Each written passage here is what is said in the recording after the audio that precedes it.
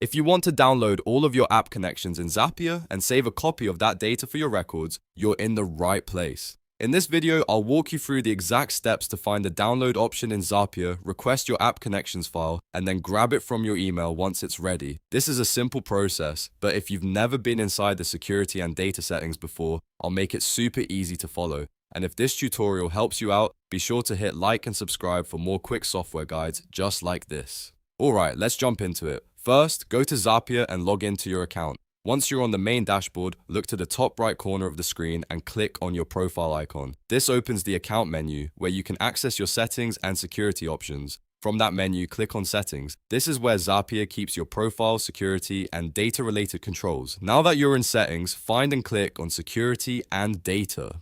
This section is important because it contains the options related to your account privacy, exports, and downloadable information.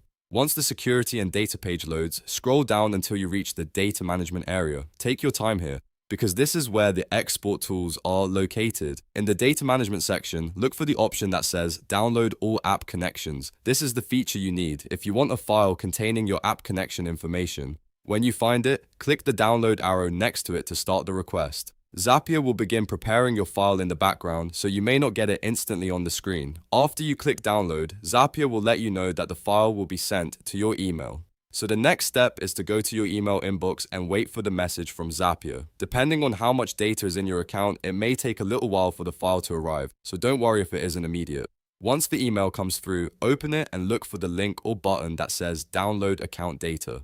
Click that and your app connections file will begin downloading to your device. From there, you can save it, review it, or keep it as a backup for your records. And that's it. You've now successfully downloaded all app connections in Zapier by using the built-in data export option. As you can see, it only takes a few clicks once you know where to look. If this video helped, make sure to like this video, subscribe to the channel, and turn on notifications so you never miss another helpful tutorial. Thanks for watching, and I'll see you in the next one.